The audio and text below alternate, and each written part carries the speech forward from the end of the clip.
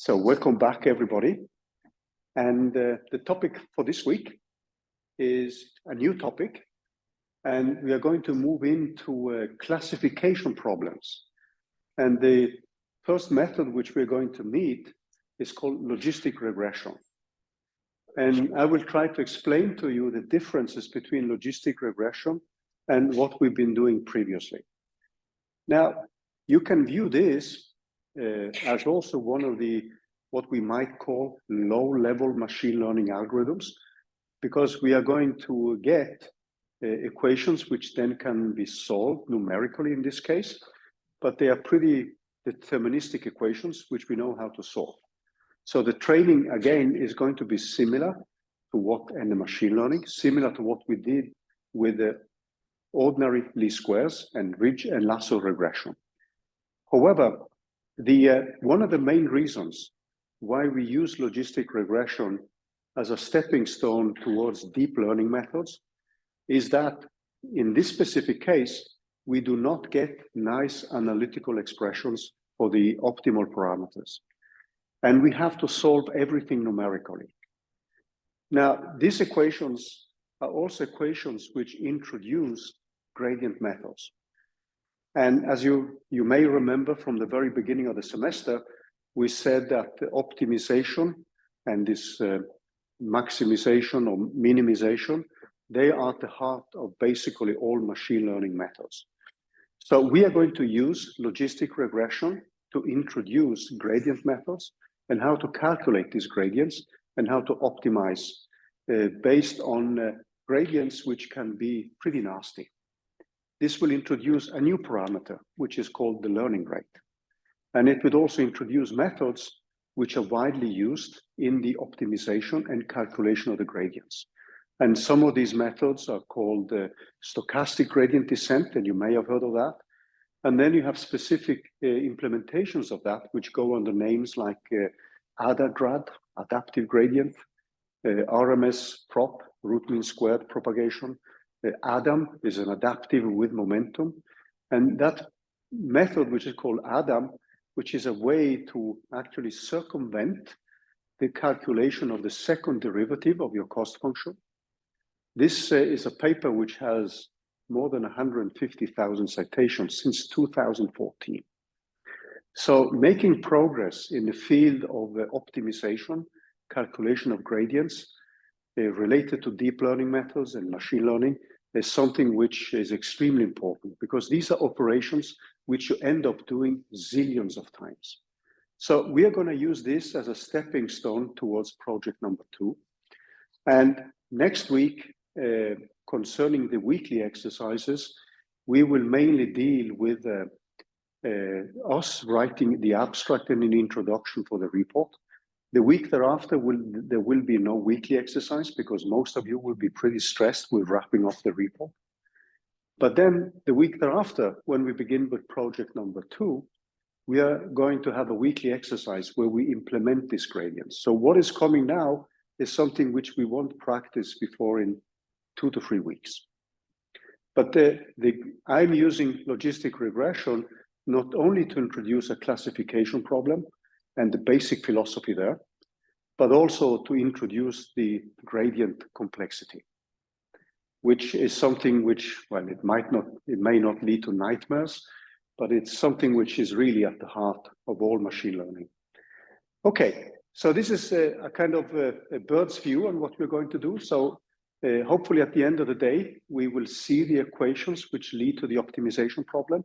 And then we're going to spend all of next week and parts of the week thereafter to discuss how to efficiently calculate gradients. It doesn't sound like a very exciting topic, but it's actually at the heart, as I said, of all machine learning.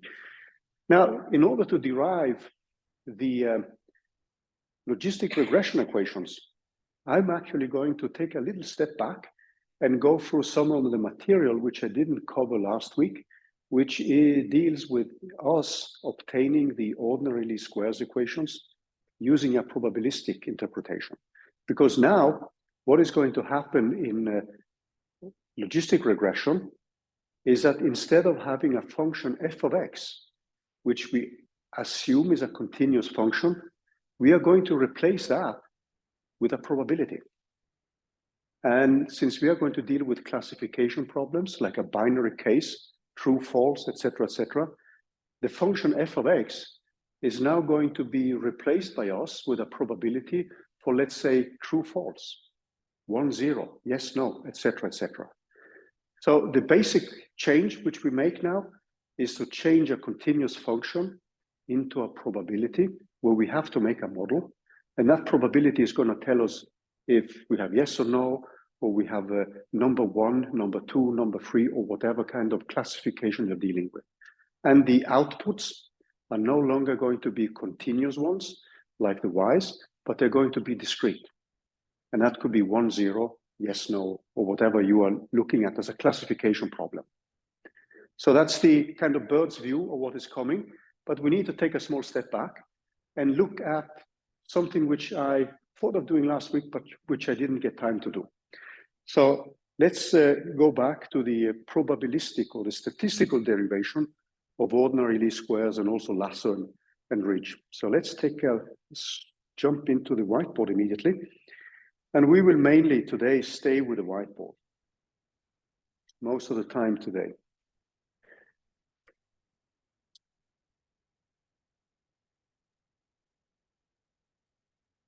And yeah, this is okay. So if we go back to what we did with ordinary least squares, one of the things which we found in the exercises from some weeks ago, we found that the expectation value of this one was given by the sum x of ij of beta j, and we rewrote this following this notation by Van Wieringen in this kind of more compact way. And that was the expectation value for y. We also know that what we found is that the variance of y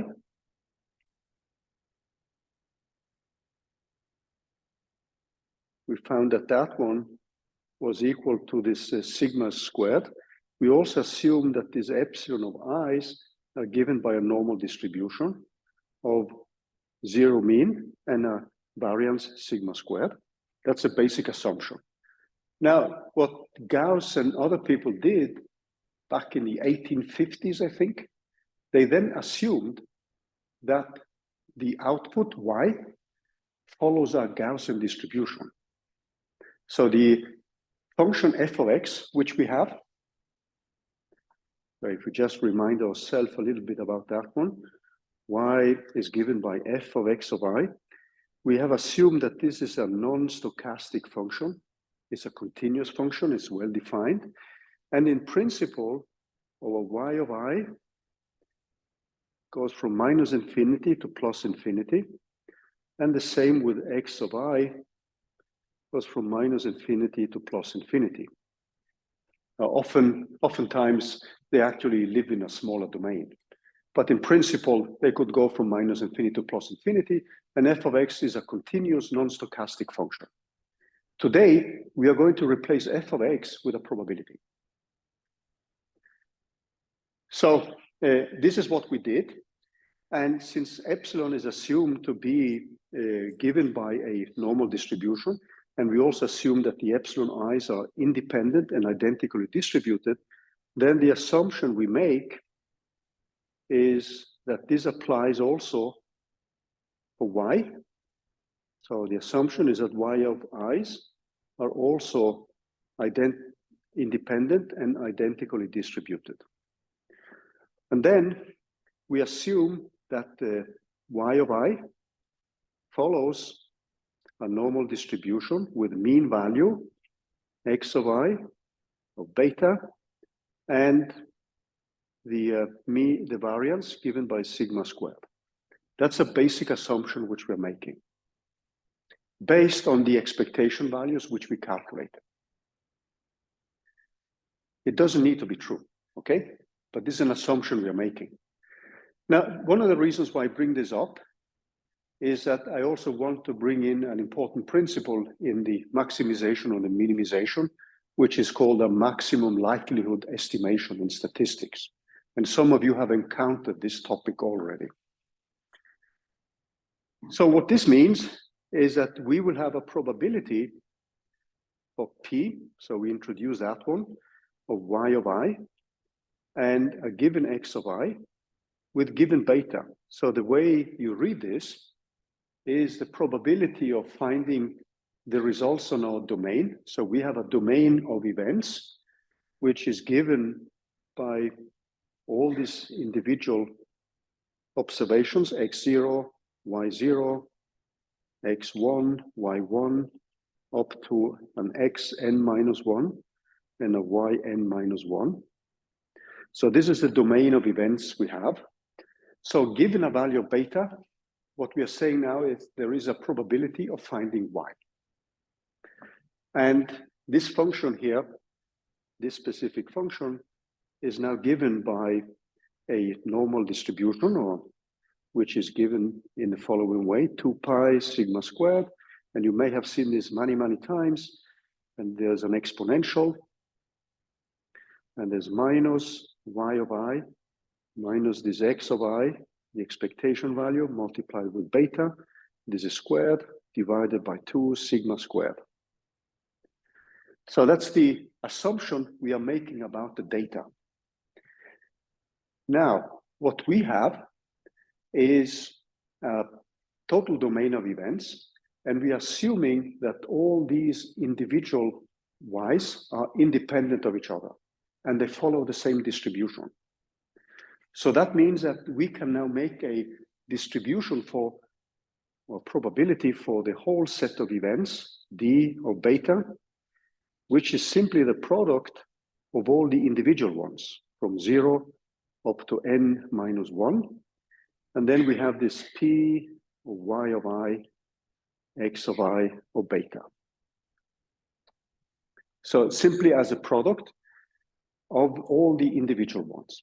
And that's the total probability of finding a specific domain with a given value of beta.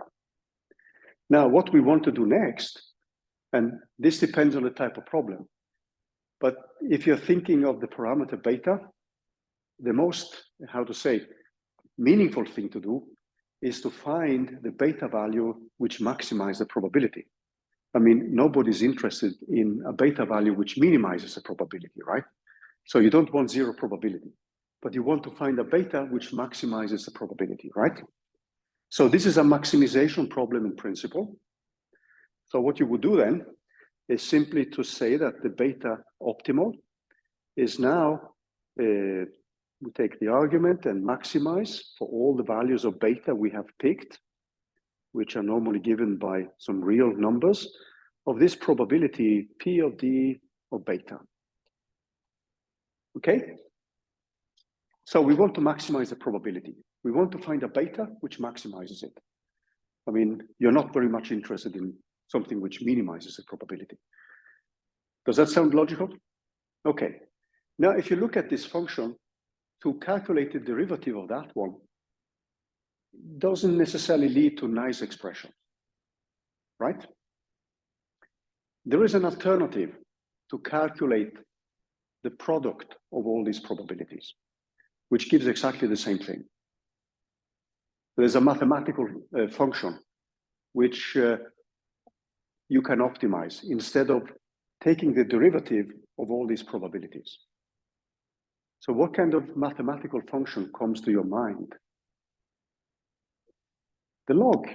So what you would do then, instead of taking the maximization of that object, you would actually take and maximize argmax of log of this P of D of beta. Or beta.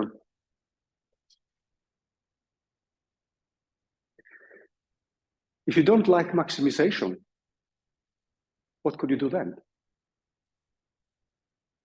You could minimize. And if you think of the log is an increasing function.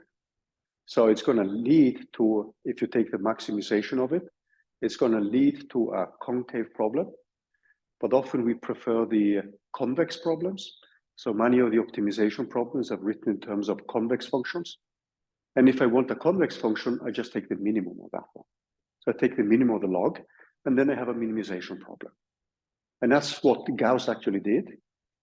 And so what we end up with then is rather to take the beta, and then we do the same, but now we minimize, min, of the same beta of R P, and then we take minus log of P of D of beta. So what you have here is normally called MLE, which stands for maximum likelihood estimation.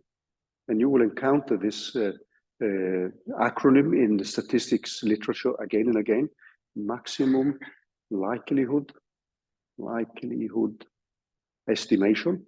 And the betas are then called the maximum likelihood estimators. But we're going to minimize. So whether we minimize or maximize, you're going to get the same result, except that there will be a different sign. Now, if you then go back to the log of this function, so what we have is a product of functions here.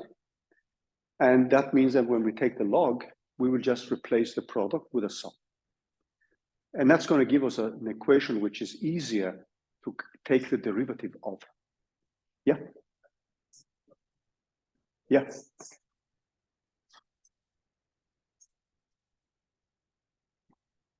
The second line.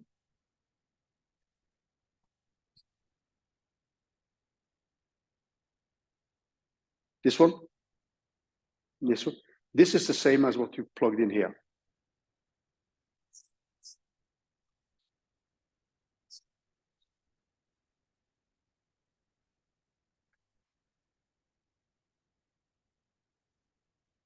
Oh, this one. That's just the probability. To the left, this one. That's a product. Yeah. That's the product of all the individual guys. So if I take the log of the product, so okay, let me just rewrite that one. So if I have P of AI, I equal 1 up to n, that is the same as A1 times A2 times A3 up to AN. Yeah. So it's if my handwriting is a little bit unclear, so just let me know, because it's sometimes my handwriting can be, yeah, not the best one. Okay, so when you take the log of this one, what you get then is simply a sum from I equal 1 up to n of log of A of I, right? So when you take the log of the product, you simply have just the sum of all these guys. And what I'm doing now is simply to take the log of the probabilities. So if we go back and write this probability of D of beta, and we take the log of that one, this is going to be the same as us taking the log of this product of this I equals 0 up to n minus 1, and then I have this 1 over 2 pi sigma squared, and then I have the exponentials, and then minus y of I minus xi of beta squared divided by 2 sigma squared, like this. And when I take the log of this quantity, what I will get then is simply just a sum over these different terms. And we are going to take the negative log.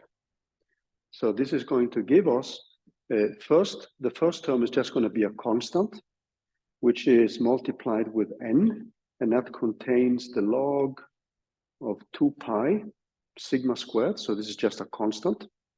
And then I get a new term, which then contains plus this sum over I equals 0 up to n minus 1. And then I have y of I minus xi squared divided by this 2 sigma squared. And then we are going to take the derivative with respect to, yeah? So the n in front of the logarithm, because you have when I take the this term here, this is just a constant, right? So I have a minus here. This comes with a minus 2 pi. So there should be a term of a half here from the square root, which you have here. And this term is the same for all the values. So that means that you get the n, and so you have a sum over n constants.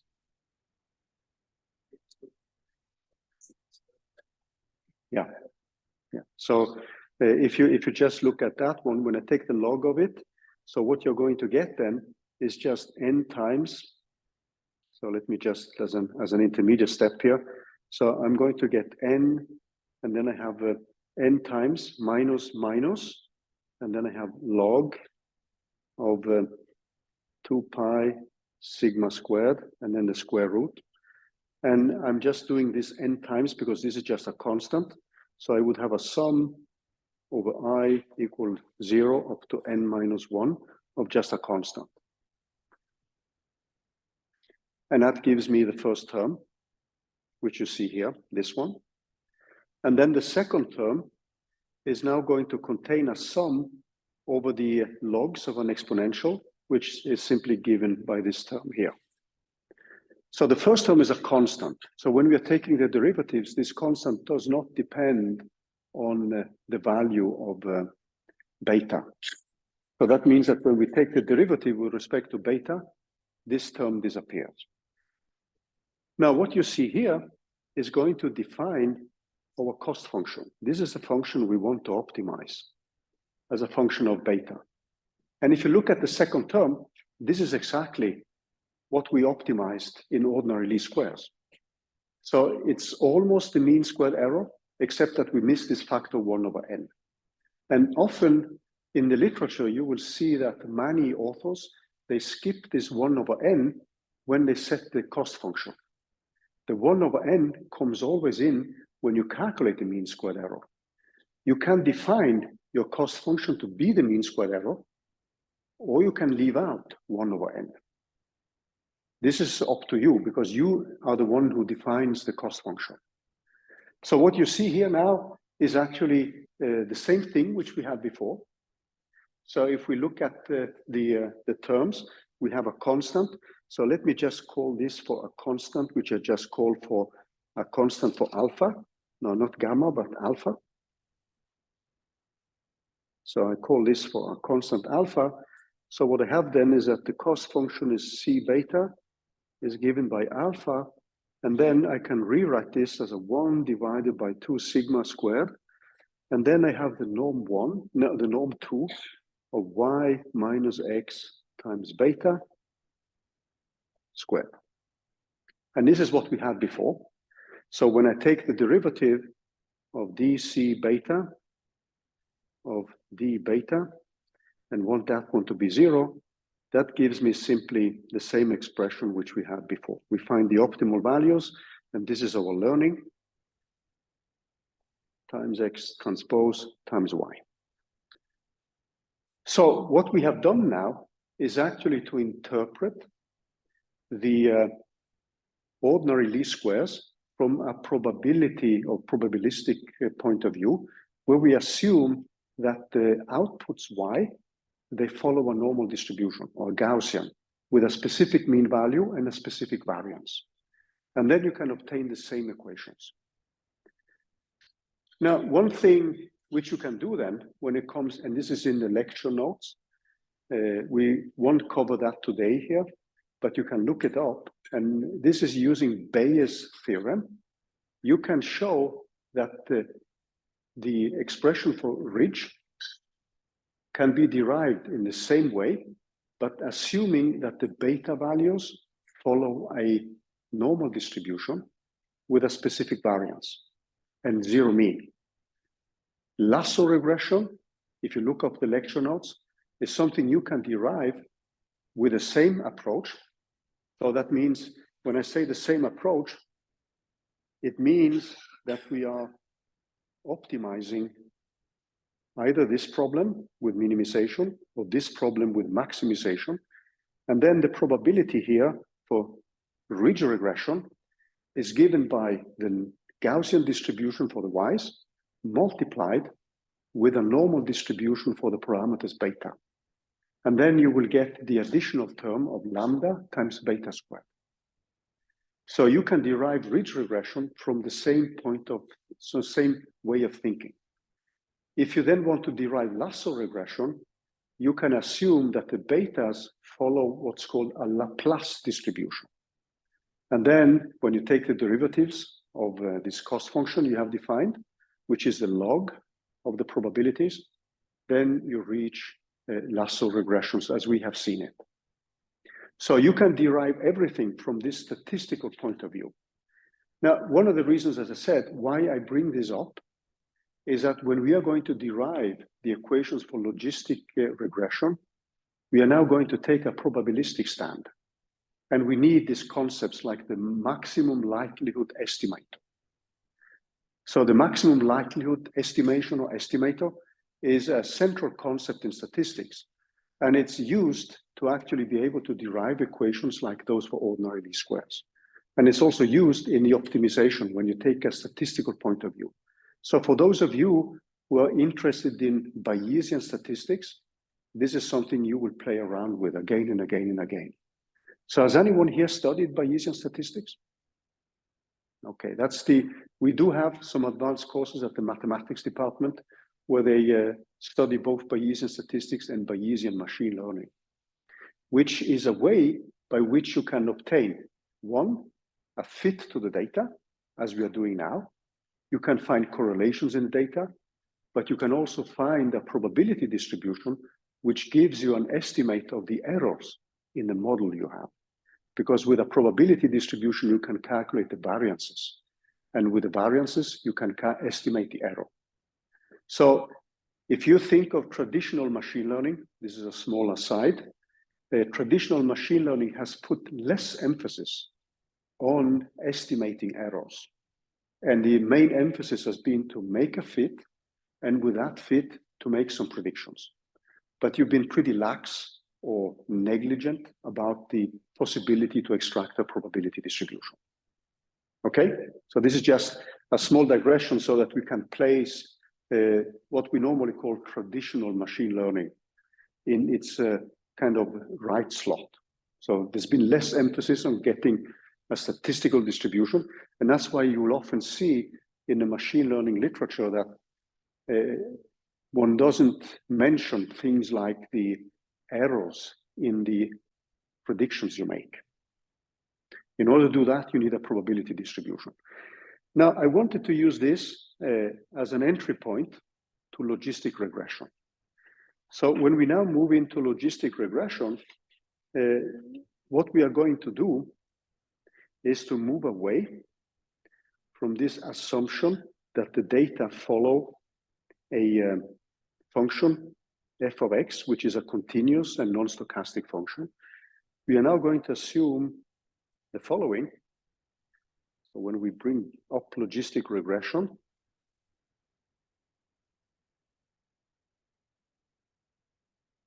so this is our first example of a classification problem.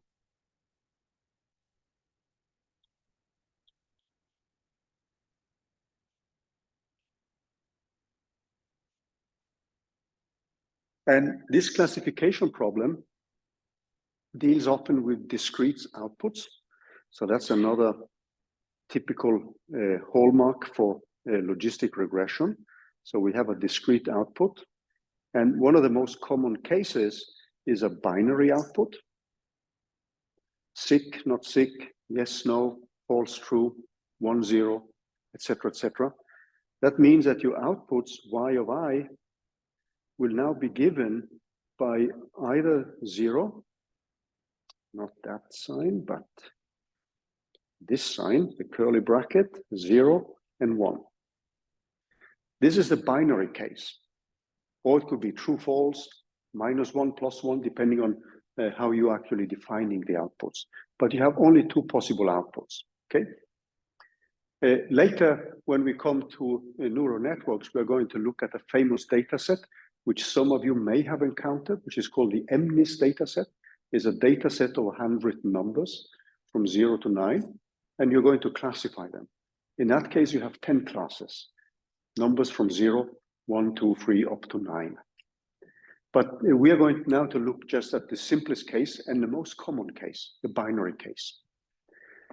And then it's easy to modify that one to include more cases. So what happens now is that we are going to change y with a probability. There's going to be a p of x of I, which we don't know. So let's take a look at a possible case. And we discussed this with some of you in the lab.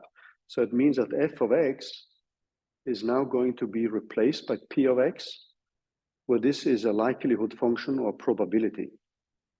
Let's just call this a probability, yeah. So let's look at a case here where we have some observations and we are looking at, let's say, heart disease as a function of age. And we have two cases, 0, which would be this one.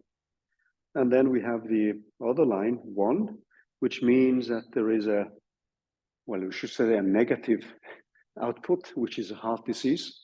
And it's, so depending on how you define it, whether positive or negative, but let's say negative, which is 1, is that you having a heart attack.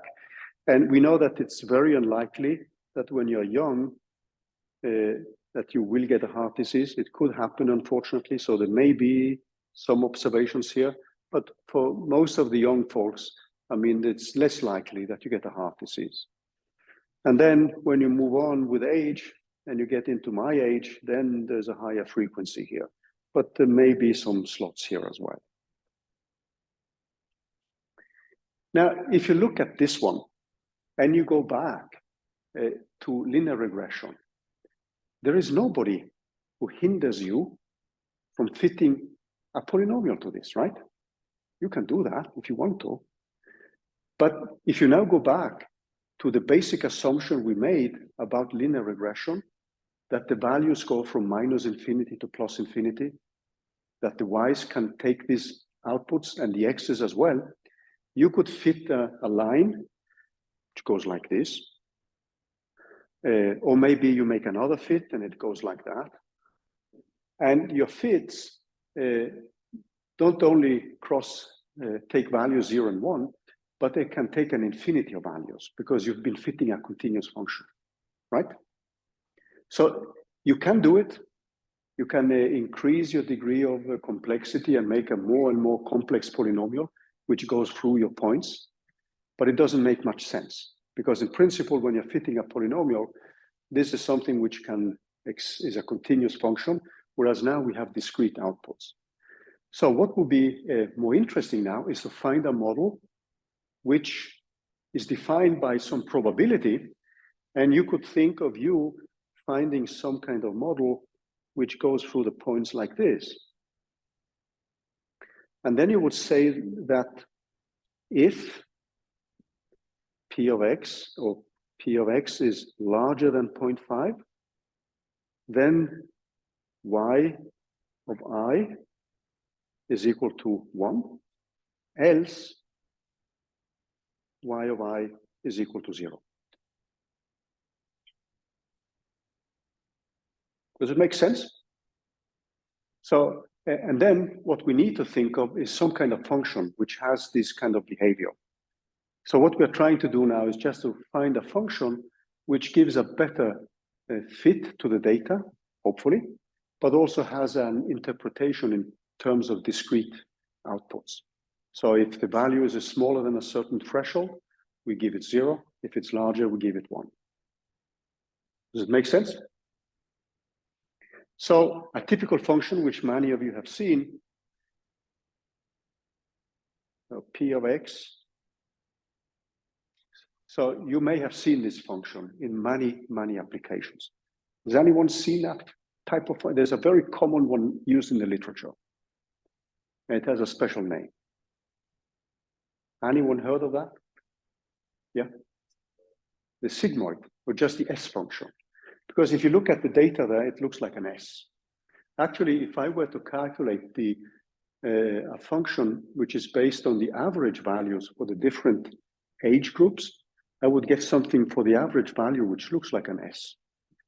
So what we could do then is to use what's called the sigmoid function, and this is widely used in these type of applications.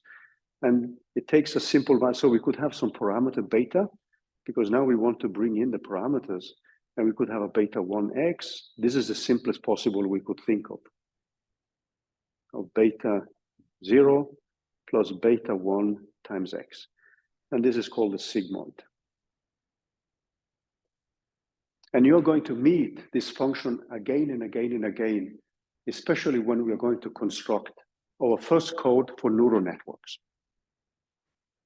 So this is a function which gives us the S shape. And it also takes these values that when x goes to infinity, as you can see. So x can take many values. So if I let the x go to infinity, this will approach 1. If I let x go to minus infinity, this is, no, sorry, if it's going to approach minus infinity, then this will be is a function which will go to 0.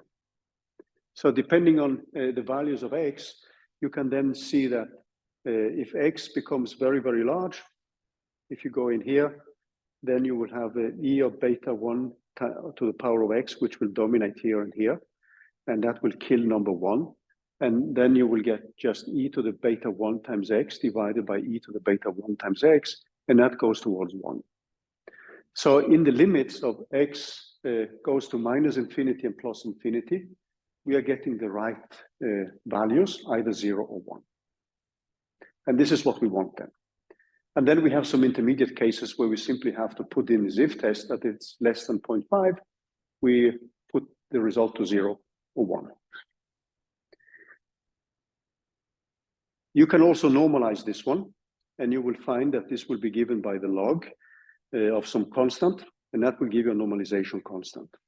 So the assumption now, which we are going to make about the data, is that we can replace the function f of x with this probability. So over y of x is now given by a probabilities then instead of f of x plus some noise. And this p of x is now approximated with this sigmoid function. So we would have e to the beta 0 plus a beta 1. If you have more features, you can have more beta values. Let's assume that we just have beta 0 and beta 1 as parameters, but you can add more beta values. There's nothing which hinders you from doing that. And keep also in mind that now we are focusing on the binary case. Beta 0 plus beta 1 times x. And what we are going to assume again is that this p of x, which is now given by this specific function, so this will be given by our function p of y of I and x of I, or beta. I'm going to put a label where I just call this p of I. So this is going to be this function here, for a specific entry y of I and x of I, and a given parameter beta. And this produces a probability. And then again, we have the domain of outputs, where now y takes values of 0 and 1 only. So we would have again xy, x0, y0, x1, y1, etc., all the way up to xn minus 1 and yn minus 1. So this is a domain of events. And now I'm also going to assume that these y's are identically distributed and independent in the same way as we did it before.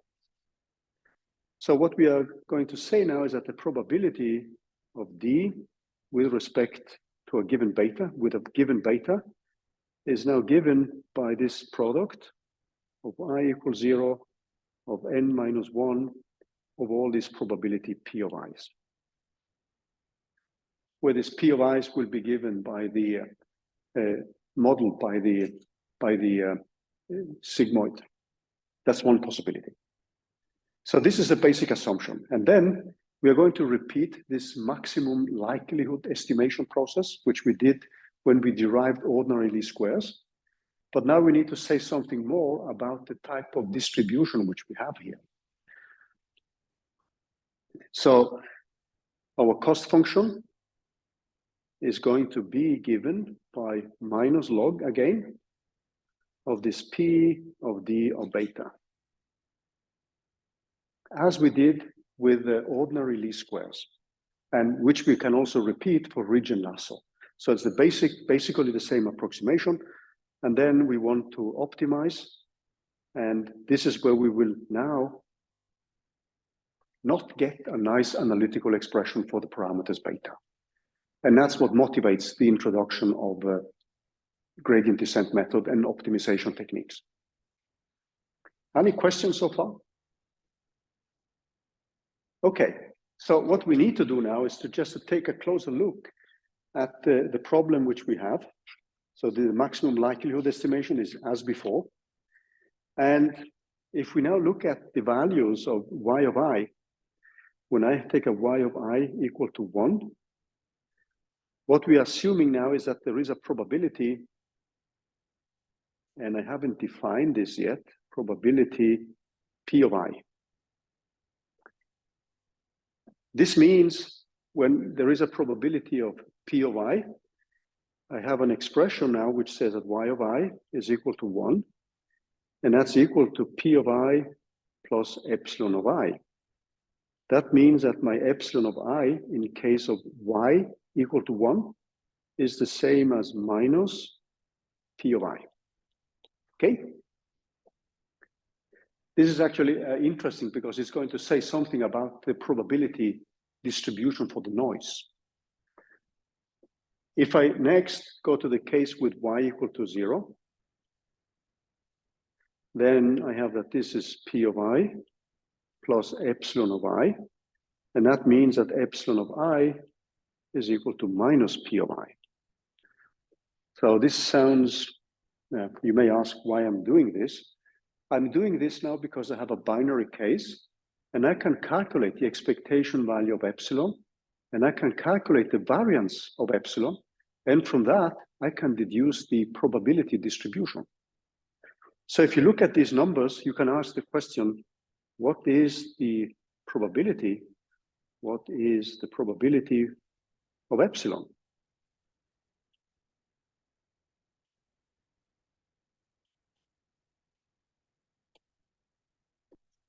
So one way to infer the probability is to calculate expectation values, because there are specific probability distributions which give you some very, very specific expressions in terms of these probabilities P.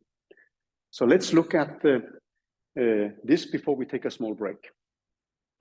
And one thing we can calculate then is the expectation value of epsilon with a given probability. So we have now a sum over I equals 0, and then we have the observations. And then what we would have then would be a probability distribution, P of I times epsilon of I. So in our case, if I do that, and now I'm going to replace this P of I with just a number P, what we get then when we write it out, since this is a binary case, I have 1 minus P when Y is equal to 1. And this is multiplied with the probability P. I should also say that when Y of I is equal to 0, then the probability is actually for Y of I equal to 0, it's 1 minus P of I. And where this P of I is the probability, it's the probability for finding Y equal to 1. For Y of I equal to 1. And since the probability has to sum to 1, the probability for having Y of I equals 0 must be 1 minus the probability of having Y of I equal to 1. So I'm simply setting in these numbers. And then what I'm getting then is a next term where I have minus P for epsilon. And this is then multiplied with 1 minus P. And what I get then is just 0. The next thing I can calculate is the variance of this epsilon. And since I have only a binary case, this is 1 minus p squared. That's the value of epsilon times the probability which we have, plus minus p squared, which is the value of epsilon when y is equal to 0, times minus 1 times p. And that gives an expression which is given by 1 minus p. Now, there is a famous distribution which actually follows this distribution. So mean value 0 and variance of the probability p times 1 minus p.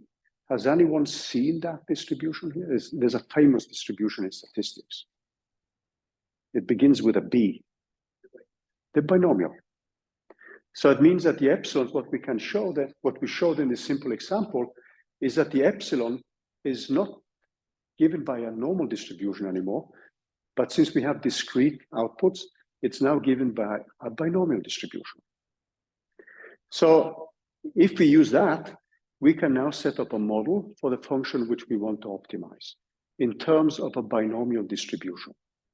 And we will do that after the break. So this leads to binomial distribution.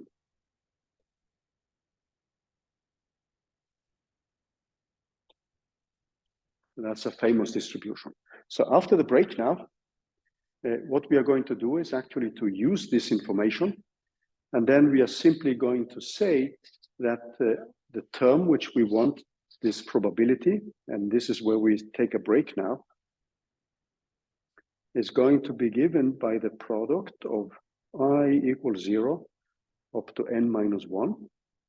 And then I'm going to have this p of I to y to the power of y multiplied by 1 minus p of I. So this is the result for y equals 0, of 1 minus y of I. So if y is equal to 1, then the probability is p of I. If y is equal to 0, then the probability is 1 minus p of I. And this p of I is now simply given by e to the beta 0 plus beta 1 times x of I divided by 1 plus e of beta 0 plus beta 1 times x of I. And I went a little bit over time, but after the break, we are going to calculate the derivative of this quantity by taking the log first, and then we take the derivative, and then we are going to find the expressions for the parameters beta. Unfortunately, this will not be an analytical expression in terms of the beta, because we have a function which is now non-linear in beta. So when you see something like this exponential, if we now just go back to what we had before, x of I, which was approximated with y of I tilde, which was given by this x of I multiplied with beta.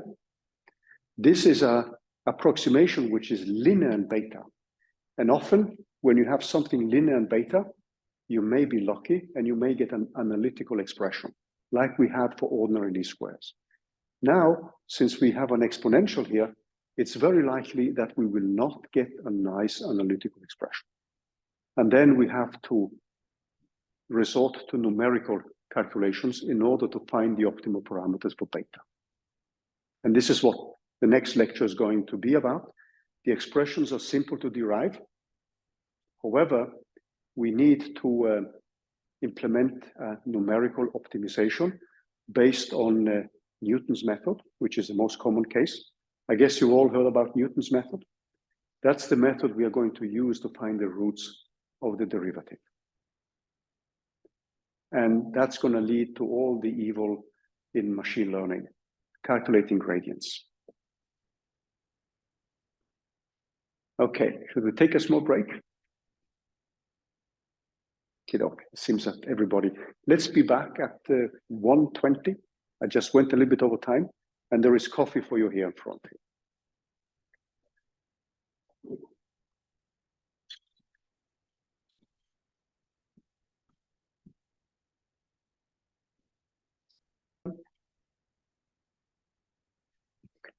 So the thing which we are going to do now is simply to take the negative log of this function, and we are going to calculate the derivative. And then we're going to find the optimal parameters beta. And that's going to give us some equations which we can solve numerically, but it's not going to give us the same nice equations which we had for ridge or ordinary least squares. So let's go through the derivations. And what we have then, when we look at the function we want to optimize, we are going to optimize beta, and we are going to minimize. You can maximize as well. And then we're going to take the negative log. So this should be an R. And then we take the negative log of this function which we have here in the same way as we did with ordinary least squares, except that now we have a probability distribution which is not given by a Gaussian. So if we take the log of the function which you see here, what we get then when we take the negative log, so let's do that first. This means that the cost function which we are going to calculate, this C of beta, is then going to be given by minus, since we are taking the negative log. And then we take the log of a product, which is simply going to give us a sum.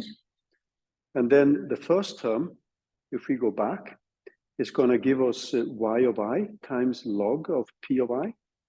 So we'll get y of I times log of p of I. And the next term is obviously going to give us plus 1 minus y of I multiplied with the log of 1 minus p of I.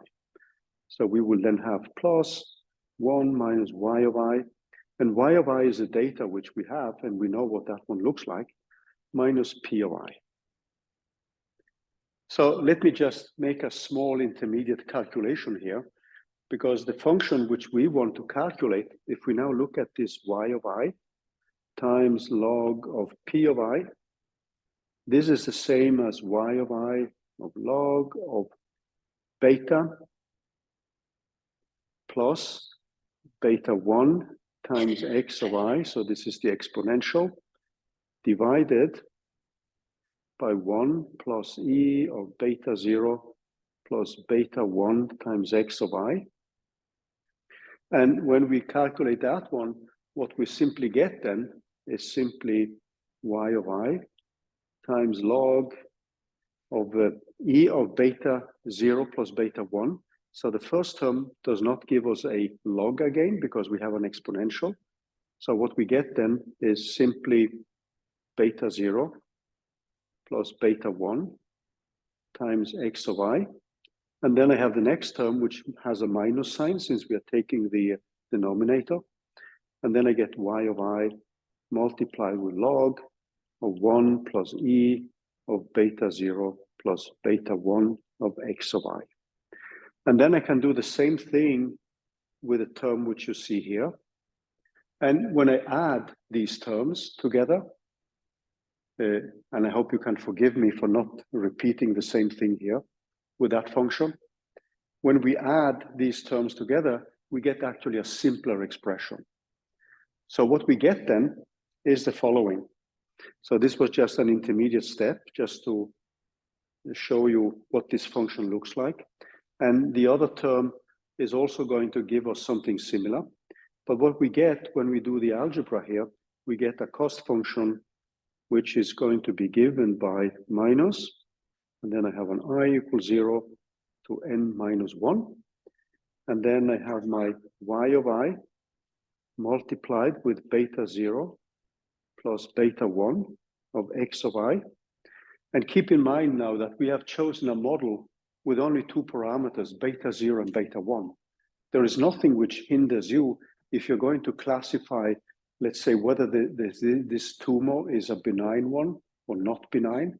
You could have many features. So every beta reflects one of the features.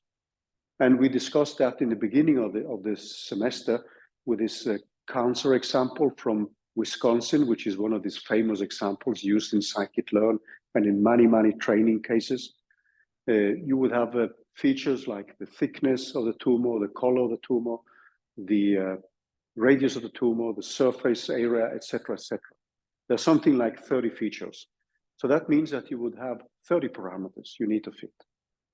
In this case, we're just making life simple. we just have two parameters, but there's nothing which hinders you of having beta 0, beta 1, beta 2, beta 3, etc., etc. And then what you want to classify is whether this is a benign or not benign tumor. So when we do the algebra here, the final term ends up being us having the log of 1 plus e of beta 0 plus beta 1 times x of I, and this ends the expression. Now, then we are simply going to calculate the derivatives. And for this case with beta 0 and beta 1, it's pretty easy to get the derivatives. And that will give us the gradients, and we want to drive these gradients to 0. So what does this mean when we now want to optimize?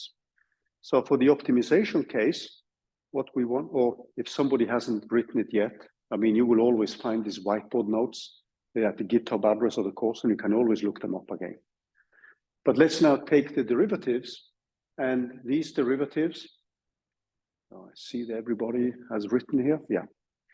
So the derivative with respect to beta 0, when I just calculate the derivative for that one, that is going to give me minus, and I have my sum from I equals 0 to n minus 1, and then I have my y of I minus p of I, and I'm going to give this a name. This is the gradient for 0, and we obviously want to drive that one to 0. So G0 is the gradient of the cost function with respect to beta 0. And then I'm going to get a similar one for the next parameter. And then I have essentially the gradients which I want to drive to 0. So, and also keep in mind when I take the derivative of that function, it's you have to take the derivative of the numerator and the denominator. But that's, I guess it's pretty straightforward to do. So when you calculate then the next term, when you take the dc of beta, of d beta 1, and you want to drive that one to 0 as well, this is going to be given by the sum from I equals 0 to n minus 1, and then you're going to have an x of I, or y of I, minus p of I. And now you have suddenly this expression for the probability. It's not that difficult to show that. You just need to be careful with the derivative of p of I. And this is something which we will define. Actually, I'm going to define this as a minus, and this would be a minus g of 1. What we can do next is to generalize this. If we have several variables, for the more general case, if we have many parameters, what we can show then, and I'm just going to give you the answer, is that dc, when now beta is a vector, if you want that one to be 0, you can actually find a gradient which is defined by xt, this probability, which is now a vector, minus y, and this gives us a gradient, g. And these are now vectors, and p is a quantity, p and y and p. They have length n, and then x of t has dimensionality p times n. P are the number of features. So that means that g has length p when we perform the multiplications. So if you have 2 features, you have 2 gradients. If you have 10 features, beta 0, beta 1, beta 2, you have 10 gradients. Yeah? No. Hey, could you say again? What does that sentence spell out? I didn't hear you properly here. I'm unable to read the sentence. What does it say? For the more general case. Yeah, for the more general case, if you now look at these expressions, you can actually rewrite them in terms of the design matrix multiplied with the probabilities. And this is the same way as we proceeded when we did ordinary least squares. So it's actually this expression which you then could generalize in terms of other parameters. And what you will get then is just this matrix multiplied, the design matrix multiplied with p and minus the output which you're trying to reproduce. And G, the gradients, which you want to drive to zero, they have a length determined by the dimensionality or the length of the feature vector.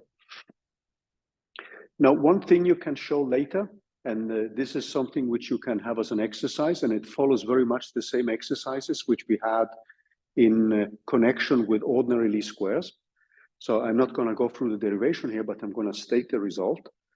We can show that the second derivative is actually going to be a quantity which will be a semi-positive definite, so it can actually have zero values. This is our Hessian matrix, and it's going to be given by the design matrix times a matrix W, which has only elements along the diagonal. So this matrix W is now given by Wi. These are the diagonal elements, and that's given by P of I, or 1 minus P of I. And then it's 0 if I is different from J. So it's a diagonal matrix. So the second derivative here is a quantity which is going to play a very important role when we now want to find the minima. Now you see one thing already, that the parameters beta, which we want to find, so note that, so beta is included in P of I, which is given by e to the beta 0 plus beta 1 times x of I, divided by 1 plus e to beta 0 plus beta 1 times x of I. And if you look at the expression which we found when we took the derivative, and we want that one to be 0, that means that what we have is that x transpose times p minus y is equal to 0. And you see here that this is a nonlinear expression in the unknown parameter beta. So we cannot find such a nice analytical expression as we did in ordinary least squares or ridge regression. So this is a nonlinear equation in the unknown parameter.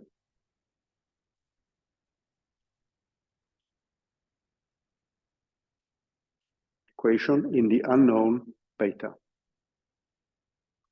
So that means that the way we have to solve this is to take a numerical approach. And you know that when you want to find the roots of a function, one of the standard methods is actually Newton's method or Newton-Raphson's method. And this is actually the starting point.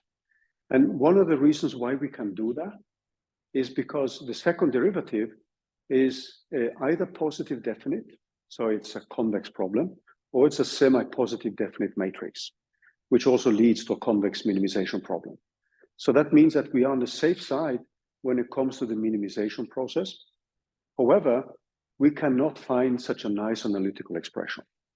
So let's now see how we can obtain the equations we have to implement and why this is the bottleneck in basically all machine learning methods.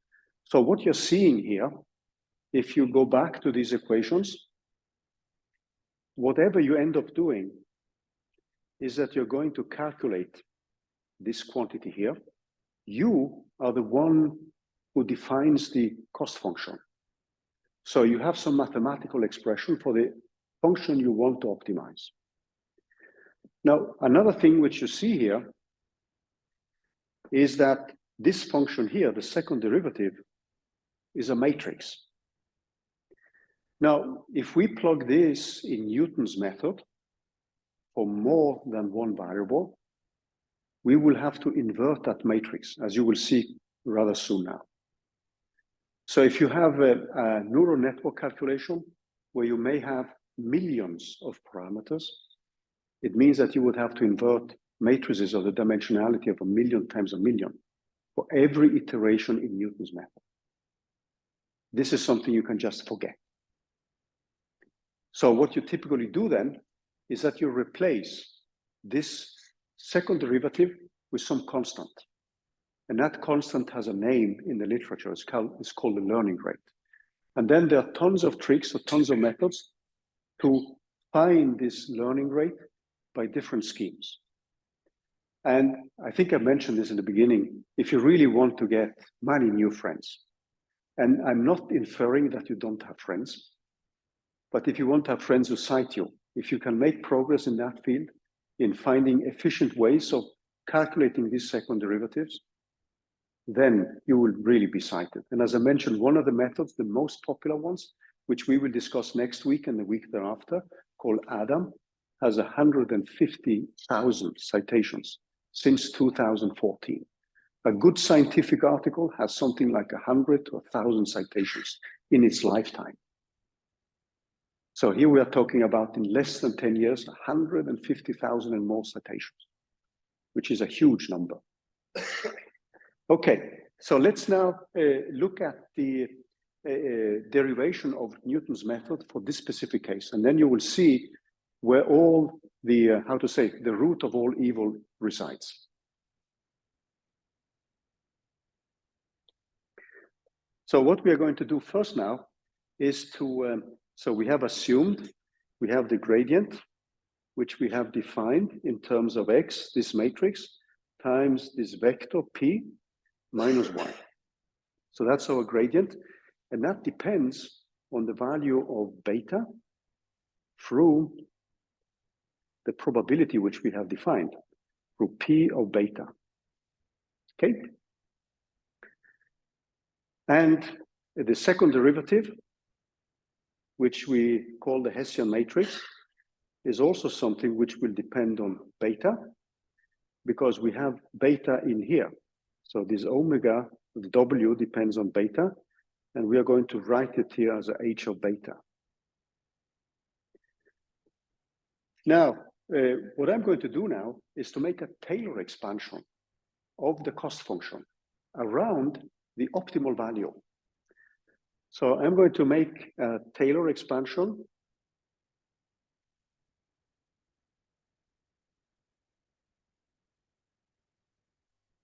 of C of beta around the optimal value, beta hat. So beta hat is the value which optimizes the cost function, which gives us either the minimum likelihood or the maximum likelihood. In our case, the maximum likelihood.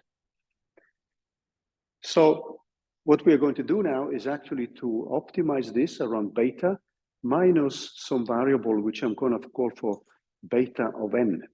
So n is going now to refer to an iteration. N refers to a specific iteration here.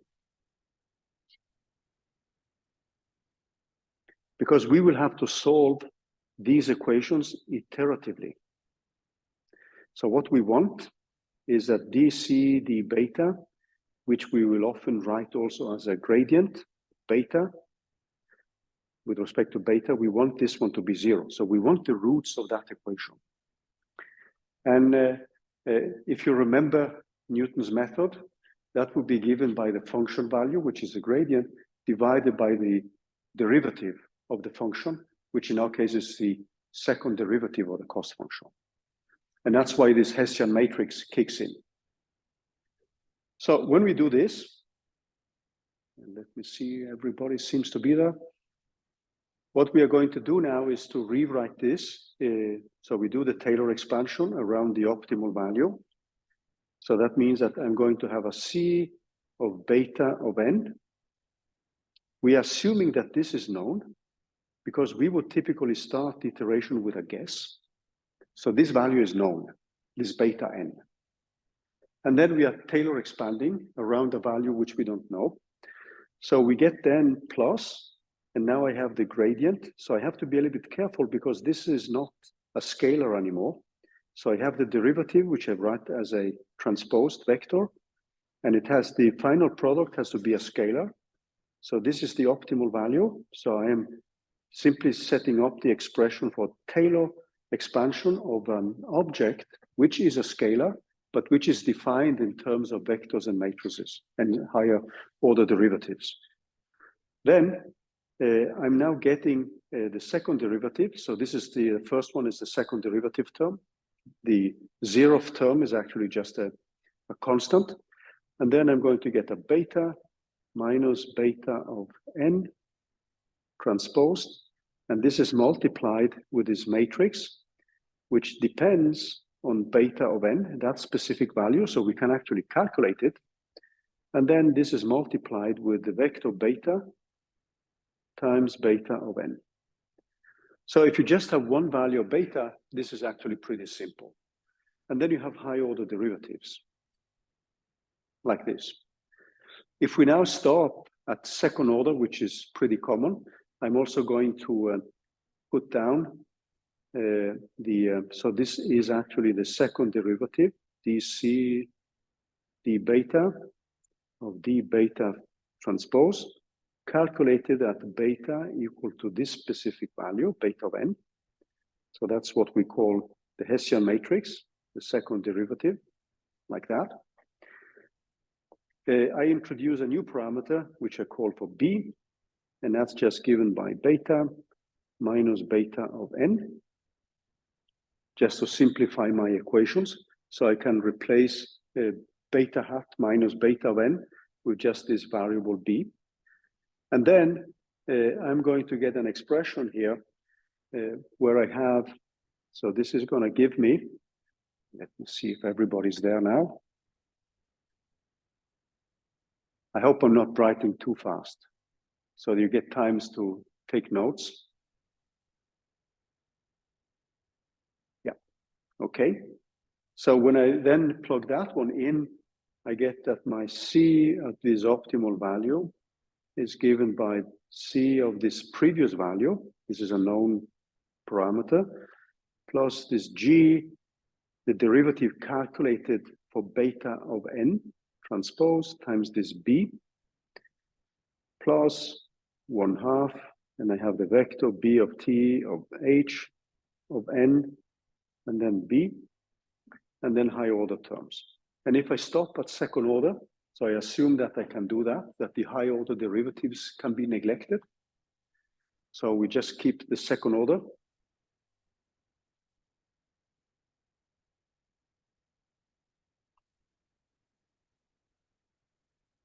Order in B only. And then I calculate the derivative of this quantity. So I calculate the derivative of the function with respect to this parameter b. And when I do that, and I want this to be 0, obviously, so this is going to be given by g of n, which is the same as the gradient calculated at the value beta n, minus h of n times b, and I want this to be 0.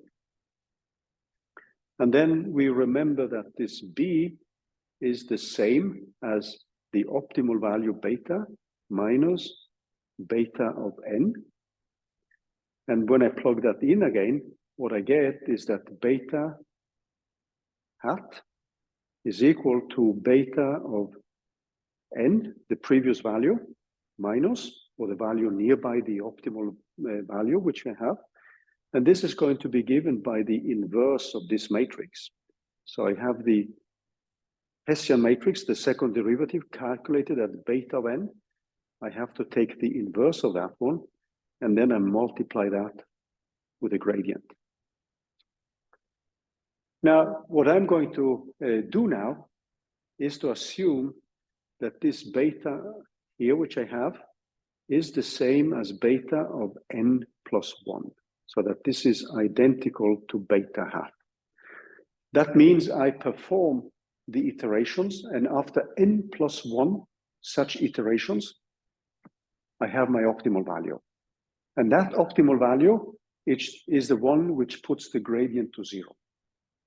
Then the grade, so one of the tests which you would typically do then, when you look at your program, is that you would check whether the gradient is smaller than a fixed number which you have set. So we will discuss all these technicalities next week. What I wanted to show you now is actually what the problems look like and what we have to face and why study methods for finding the optimal way of calculating the gradients is actually at the heart of basically all machine learning methods. Because you have a cost function, and irrespective of whether you do neural networks, support vector machines, convolution neural networks, etc., you have to calculate gradients because you want to optimize. That's where you are stuck. And this is what we are going to focus quite a lot on in the weeks to come here. Now, if you then look at the expressions which we have, the explicit expression for logistic regression, if we look at that one, for logistic regression,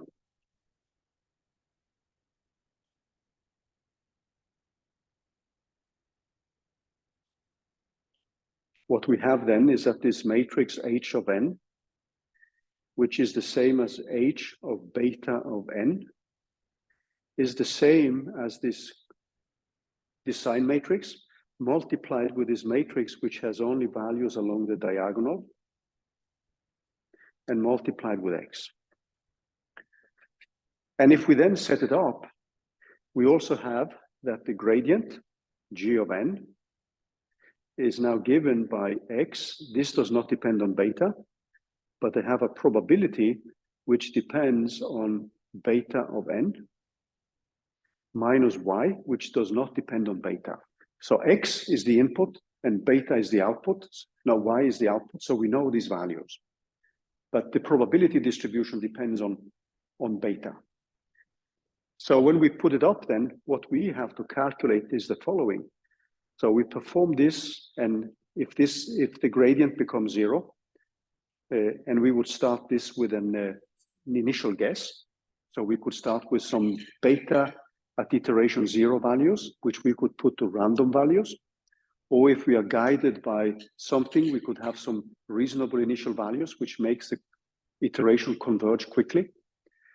What you see then is that what we would get is something which runs like beta of n, and this is minus, and now I have to invert this matrix of w of beta of n of x of minus 1, and this is multiplied with x of p of beta of n minus y.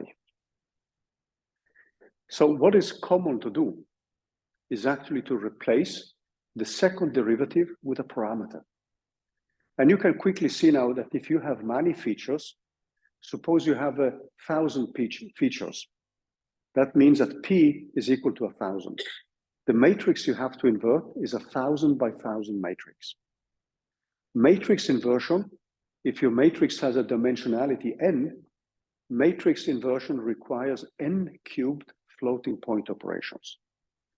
So if you have 1,000 times 1,000 matrix, you need roughly in the amount of gigaflops to invert the matrix. Now, if you have 1,000 by 1,000 matrix, you have 1,000 gradients. So that means that you're going to calculate with 1,000 gradients, the dimensionality here is 1,000. And perhaps you're going to run this 100 times. So you run it for 100 iterations. This means that you are calculating 1,000 values 100 times. And for each one of these, you are inverting a matrix of dimensionality 1,000 times 1,000. So that becomes expensive. Now, the baby case, which we started with only 2 cases, beta 0 and beta 1, gives you a 2 by 2 matrix. And for those cases, you can actually calculate the inverse of the matrix. So keep in mind also that what we have done here, we've truncated the Taylor expansion at second order. So we stop with the second derivative of the cost function. And we assume that the higher order terms can be neglected. And the function which we're optimizing is the one which leads to what you see here. And what you see here is nothing but Newton-Raphson's method.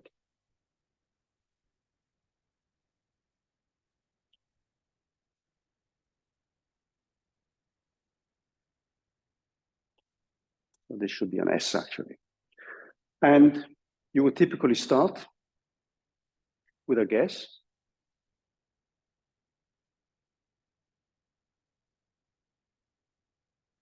beta 0 and iterate n times. Iterate n times till the gradient is 0, till g is equal to 0, or some numbers which you have fixed. Now, there is a nice property with the matrices which we are dealing with. So the matrix is the Hessian matrix, which we are looking at, is a matrix which in general is positive definite. This means that this process will actually converge irrespective of starting point beta 0. So that's a nice property, but you don't know how many iterations you will need.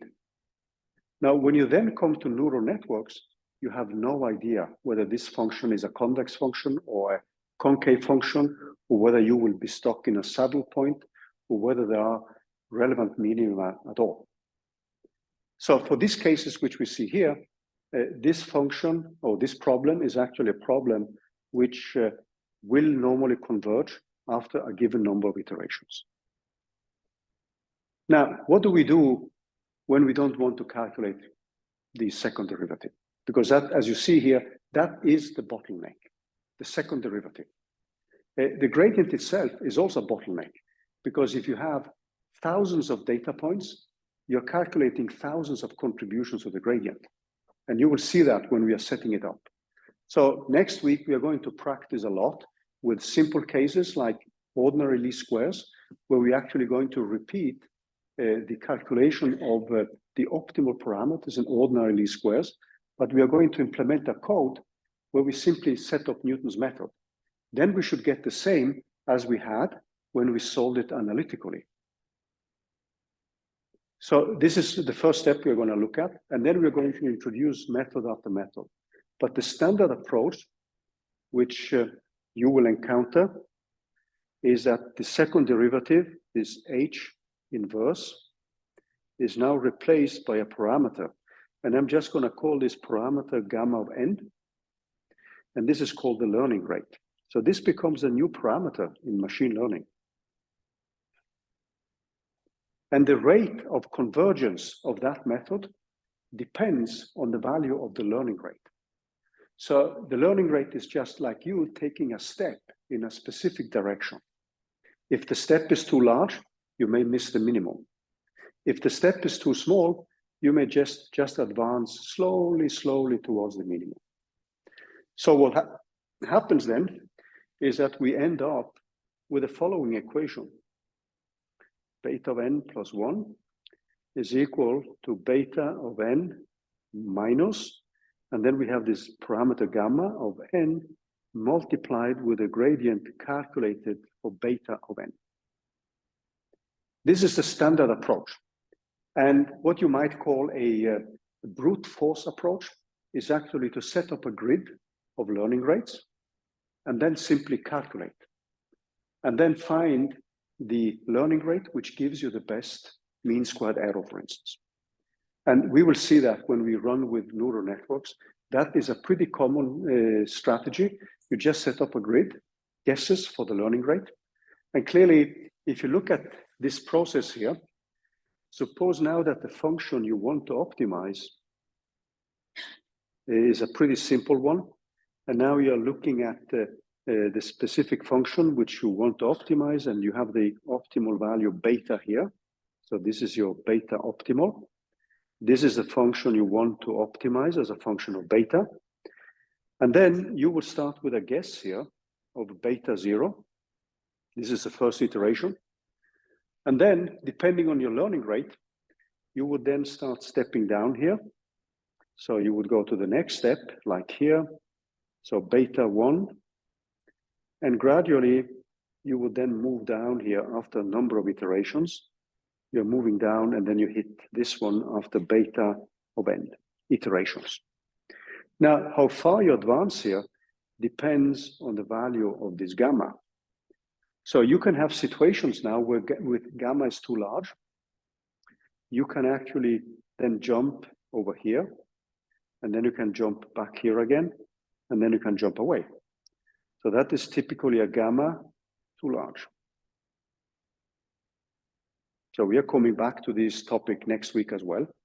If you make it too small, what may happen then is that you will barely move. So if you make it too small, you may just make these small baby steps here, and then you would just stop here, and you will never reach this minimum. So fine-tuning this gamma is something which is very important. Now, next week, we're also going to discuss a condition on this value gamma. So you can show mathematically that the optimal gamma, and I'm just stating this result now, and we will discuss that a little bit more in detail next time. So this optimal learning rate gamma is normally less than 2 times divided by lambda max, where this lambda max is the largest eigenvalue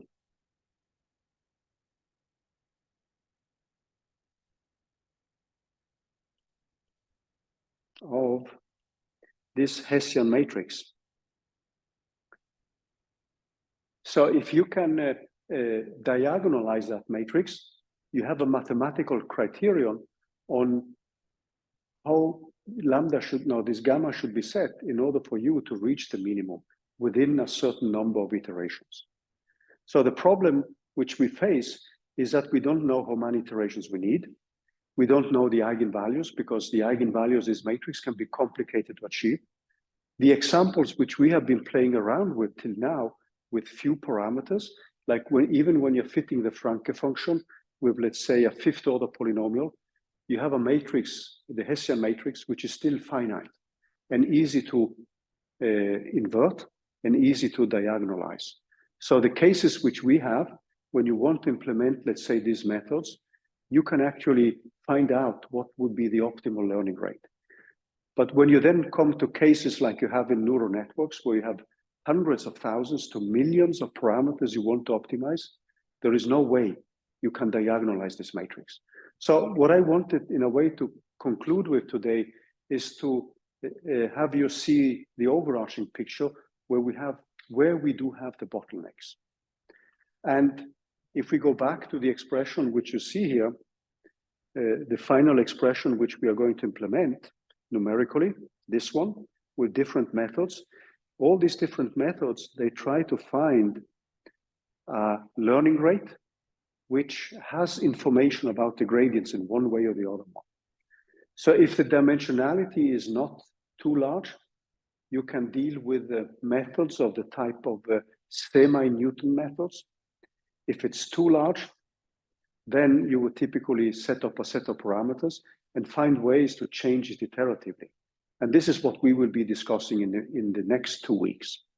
And project number 2 is actually going to start with this, you writing your own code for it based on what we will discuss.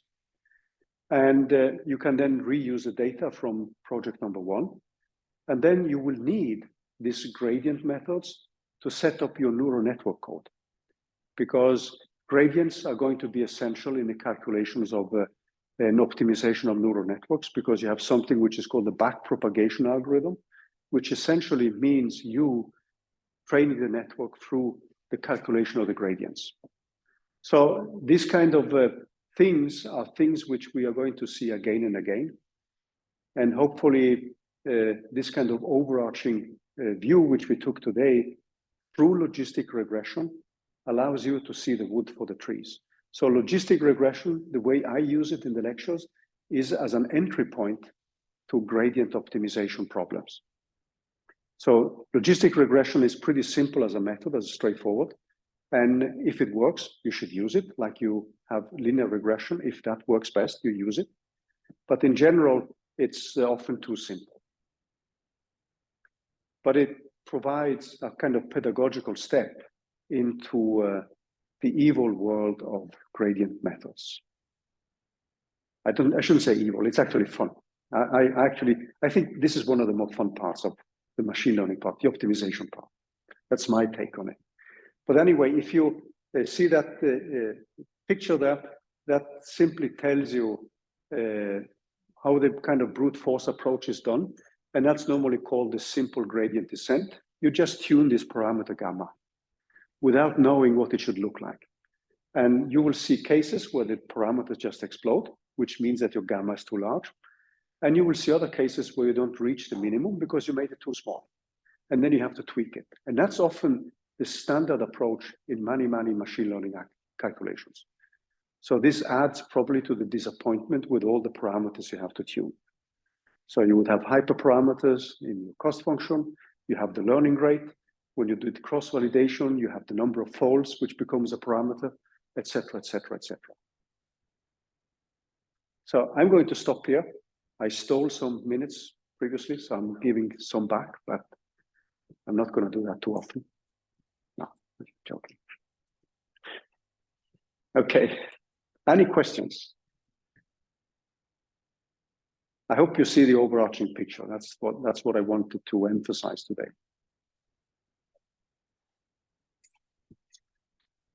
Okay, should we take a break and then we just see each other at the lab next week, and feel free again to ask questions through Discord or send emails or whatever.